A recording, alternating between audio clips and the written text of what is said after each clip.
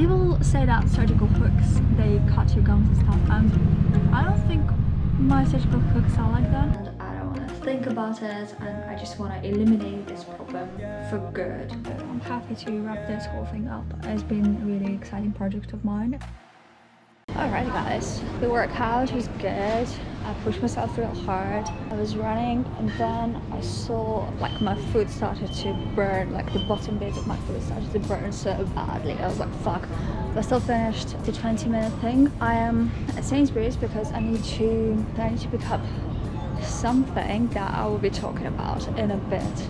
Alright guys, so what did I buy? I wanted to bring up an interesting subject, you guys. I'm not sure how interested you are in it, but it's been like a big deal for me recently. It's been occupying my mind for a long time, and it's a topic of periods during the surgery. I recently discovered that apparently when you go into the jaw surgery process and you have your periods like full on, you can't use any of the like sanitary products, and basically what they tell you is to just go crazy and like don't worry about anything and just fucking bleed the hell out. And I'm like, it's not happening, you guys. There's no fucking way it's happening. And I know myself, though my period isn't like scheduled to happen like on the day, because I'll be stressing about everything. It may move and shift, and it usually happens when I'm like stressed over shit, and I just don't want to think about it. I really don't want to think about it. I don't want it to happen on the surgery day. I don't want to be recovering during the first like week of recovery when everything is too dramatic. With it, you know, I just don't want to think about it. I just want to be a dude. For a month. So I looked into my options, right? And there was two things I could do. First thing is to get this pill that you have to take 3 days before it starts, and you can delay it by 21 days. Now, it won't work for me, and the reason why it won't work for me because I just know myself. It will just shift, and I'm sure I won't be able to take it like 3 days before, because I don't know, I just don't want to think about it, you know? I don't want to have this problem in front of me for that time. So not an option for me. The second option was to get a contraceptive pill. There's two types of contraceptive pills, as I've learned. This mini pill, the one that you take every day without any breaks, and apparently with that pill type your periods may become more frequent, or you can just lose them like forever, like full on, you won't have them at all. The bit about the more frequent and irregular was really concerning to me. I was like, no, this is not what I want. This is not happening. I really don't want to deal with that. And the second option for me was to go with like the regular type of contraceptive pill, and that's what I got. I got the Regevidon, whatever the fuck it is, but I think this is one of the most common ones. I don't know, I really don't know anything about it. I've never taken them. I'm really I'm really paranoid about the fact that they may not work or anything, and paranoid that they'll make me fat or that they'll mess with my, I don't know, I just really don't like them. I never wanted to take any of that shit, and I'm going to take them now because I know this shit should definitely stop me from having my freaking you know what it is, and I'll just have to take them like from today onwards, 2 packs in a row, and that way I'll delay it for like 2 months, and this is exactly what I want. I don't want to be dealing with this shit. I know I've seen some vlogs where girls who just like have surgery and shit, and then they like say that the most dramatic and weird and fucked up experience was having your fucking period during your surgery. I don't want to go through that, and I don't want to think about it, and I just want to eliminate this problem for good for this surgery and for the first couple of weeks of recovery. So like I didn't have to think about it, you know. So our cats go crazy for stuff, for like moving stuff, but they go especially crazy like early in the mornings. A leg moves under the blanket or some shit. Cats go crazy. They literally jump at it like possessed. So cats at home have this amazing toy. Basically this ball that comes in a bag and it moves around, and this is literally the representation of what the most ideal toy would be, apart from the springs. So I can't wait to freaking try it out.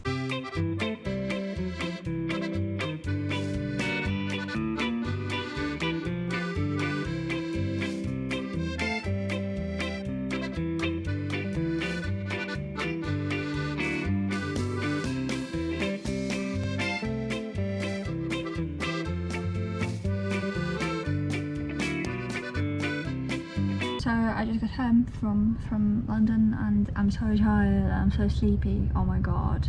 More like sleepy, I don't know. I think I drank so much coffee that it just literally is putting me to sleep. Coffee works like the other way for me for some reason. I think it's because of the amount of coffee I've consumed. My body just thinks that coffee is now like almost like a sleeping pill.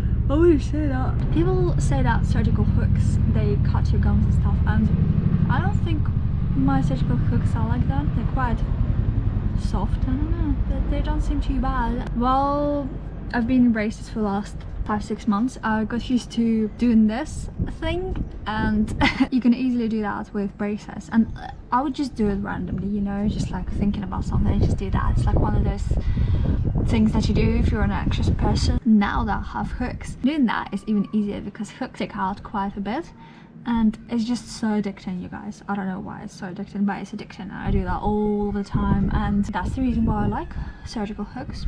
But apart from getting surgical hooks, she also stabilized my braces. She put metal wire across every single bracket, I'm guessing to ensure that teeth stay where they are and don't move at all, like not even a millimeter, because it's very important that everything stays the way it is until surgery, because surgical planning will be done based off where my teeth are at the moment, and yeah, everything has to stay where it is. The surgeon's office got back to me saying that unfortunately I don't think it's going to happen, me being in the surgical planning session, which is fair enough. I think it's fine. I think nobody ever goes to the actual surgical planning session. As far as I know, sometimes they do a number of patients in one go because it's time consuming to do it like separately otherwise, to organize everything. They said that after the surgical planning is complete, they will tell me what the movements are and everything, and I'm hoping that that will be like a separate meeting, the last meeting before the surgery. I wouldn't want them to just send me stuff via email saying we are going to move your upper by this and that amount, you know. I would want to have one more appointment with the surgeon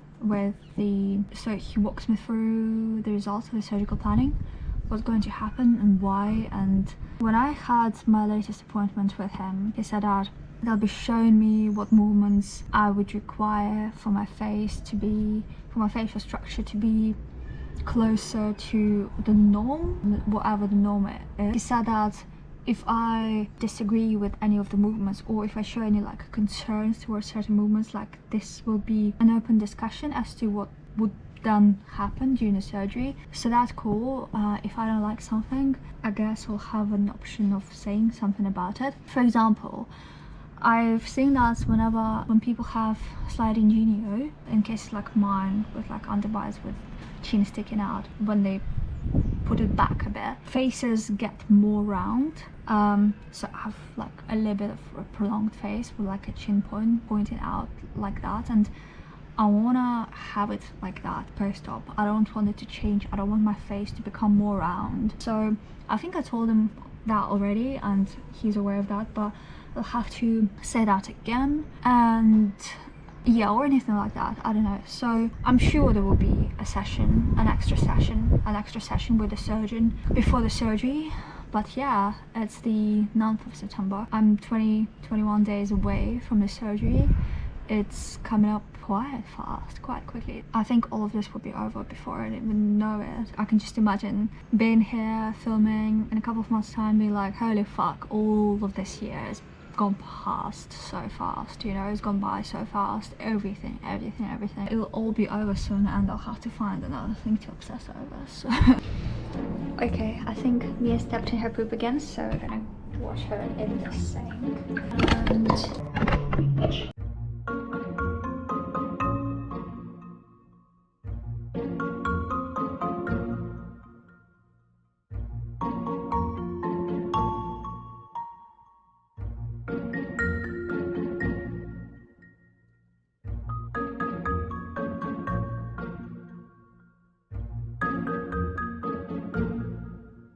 guys, it's Friday. I want to share some good news with you. I got a couple of more video clips from people for the Jaw Surgery documentary, and can't wait to edit them in.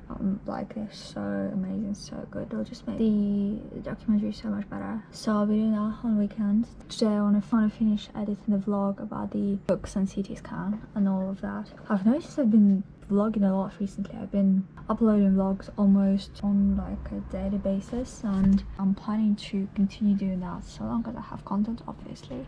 But yeah, recently there's been a lot of things that I wanted to share. That's why I had so many vlogs. But also, I received my new iTero scan today from my orthodontist, so it was sent over to my surgeon's office. I can now compare the original scan that I had before I got braces fitted with this new one, so that'll be fun. But other than that, this weekend is the last weekend before my boyfriend's parents arrive, and that means this is the last chance for us to clean the house. I kind of want to finish editing it this weekend, but I don't know how it goes. Maybe I will, maybe I won't, I don't know.